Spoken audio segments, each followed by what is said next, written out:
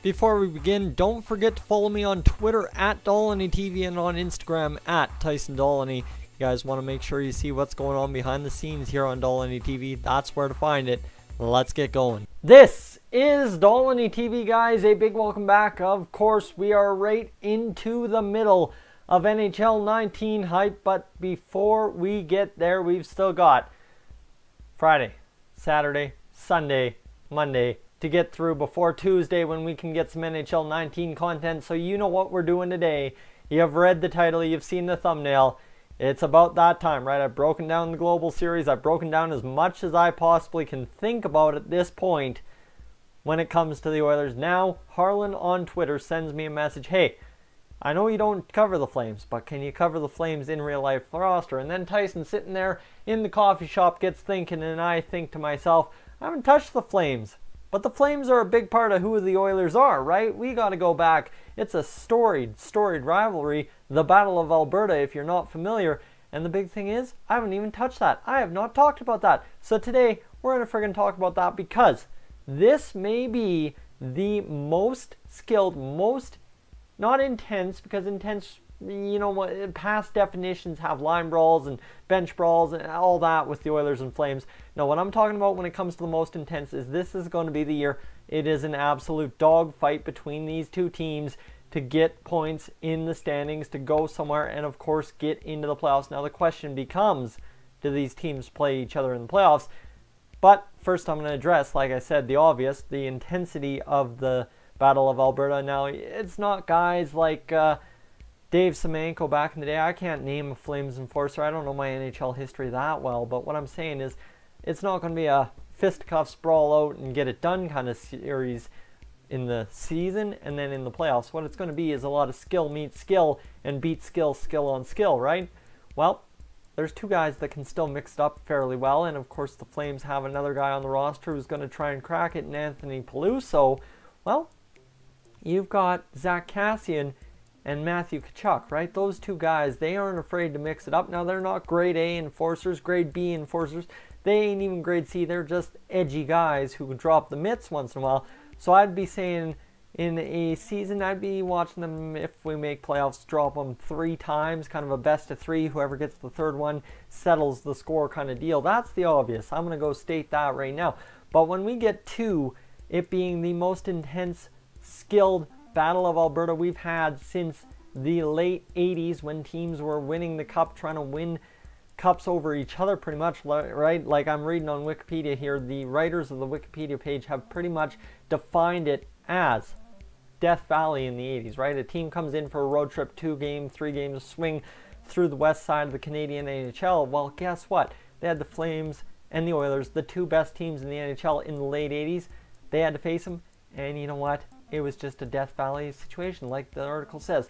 So, with that in mind, why is this the most talented, most skilled Battle of Alberta we've seen since the late 80s? Well, guess what? The Flames gunned up this year. The Oilers, their guns just keep getting better. That's all I'm going to say, right? Like, you think back to the 80s, the Oilers had Glenn Anderson, Paul Coffey, Wayne Gretzky, Grant Fuhr, Yari Curry, Mark Messier. The list goes on. And then the Flames, well, guess what? You know what? A lot of guys that were absolute superstars in their own right. Lanny McDonald, Doug Gilmour, Al McInnes, Joe Mullen, and Joe Nieuwendyk. Are you kidding me?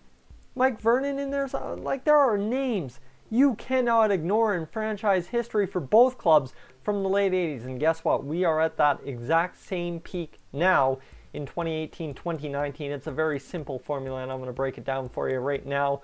You've got Connor McDavid, Leon Draisaitl, Ryan Nugent-Hopkins, Oscar Klefbom, Adam Larson. Those are your guys, right? Those are your guys you got to really be aware of. And then you've got a guy in Cam Talbot who could be that perfect breakout star the Oilers are looking for this season. I'm not saying it's going to happen, but it's a very talented Oilers team. And the supporting cast, as much as everyone's making them out to be a weak contending team, you know what? I think the Oilers are just as good off as they have been in the past 3-4 years in terms of talent. You know what? It's not that bad. And then you go to the Flames. Well, the Flames, are they really that worse? No, I think the Flames actually have a better, well-rounded roster than the Oilers. I'm going to break it down. Michael Backlund's back. Sam Bennett. Then you got Frolik, Johnny Gaudreau, Garnett Hathaway, Mark Jankowski, Elias Lindholm, who they acquired. Hello, a guy I said could put up 70 points this year if everything goes right. Sean Monahan. Guess what? As soon as I said they acquired Elias Lindholm and he could put up 70 points, they acquired another man capable of putting up 70 points in James Neal. So right there, you've got some lethal weapons on this Calgary Flames team that are trying to match what Connor McDavid, Leon Draisaitl, Ryan Nugent-Hopkins can all do. Don't forget the Oilers have Yamamoto, and if he makes the team, that's going to make things a lot more dynamic as well. And you've got Matthew Tkachuk as well for the Flames, who seems to be growing each year and could get that step up from where he's been. And now, here's the thing the Oilers don't have. The best blue line in Canada. TJ Brodie, Mark Giordano, Travis Hamonic, Noah Hanifin, Brett Kulak, and Michael Stone. So Stone and Kulak, perfect third pairing guys, right? So you guys following what I'm getting along here? This is looking to be the best Battle of Alberta we have had in years since the late 80s is what I'm saying.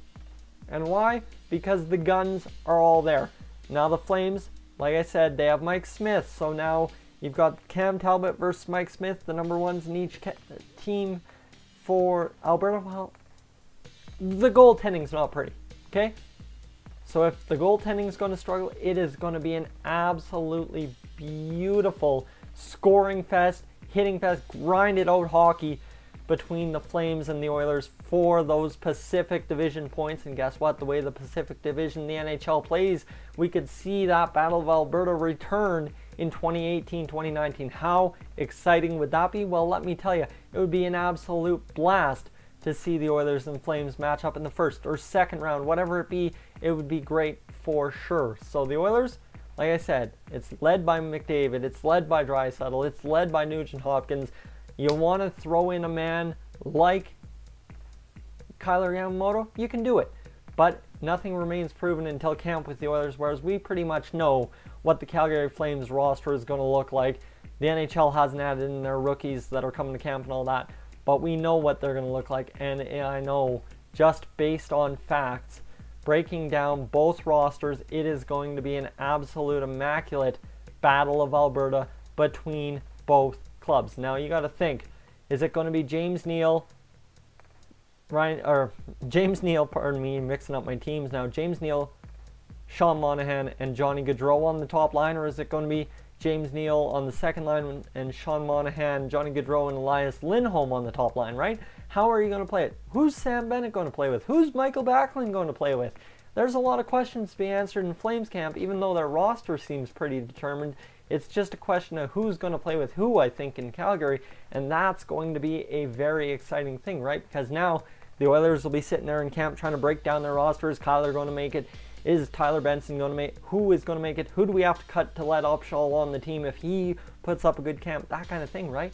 So now that's the exciting thing for sure, because now you've got both teams. I don't think they're competing against the NHL, because I think the path to the playoffs runs through each other this year. That's the exciting thing for me, and I cannot wait to see how the Oilers break it down, how the Flames break it down, right? Like I'm saying, the Flames roster pretty much set in stone.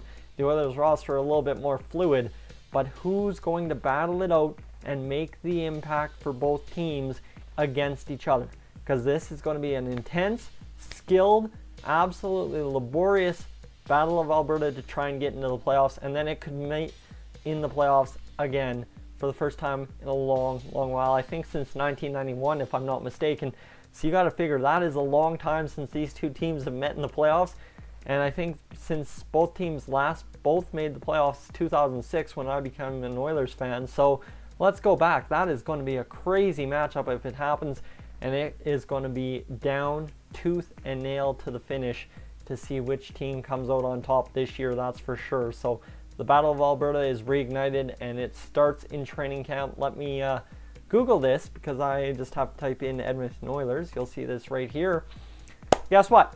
Monday, September 17th, your first chance to see the Battle of Alberta in full flight, right in the preseason. Of course, the Oilers rookies take on the Flames rookies in Red Deer. That remains to be seen how that plays out, but that is just the first test. And then 17th, we get our first full taste of what the Battle of Alberta is going to be all about this year, guys. I'm Tyson. This is Dolany TV. Let me know your thoughts on the Battle of Alberta in 2018-2019 in the comments section down below. As always, like I said, I'm Tyson. This is Dolany TV. I will catch you guys in the next one.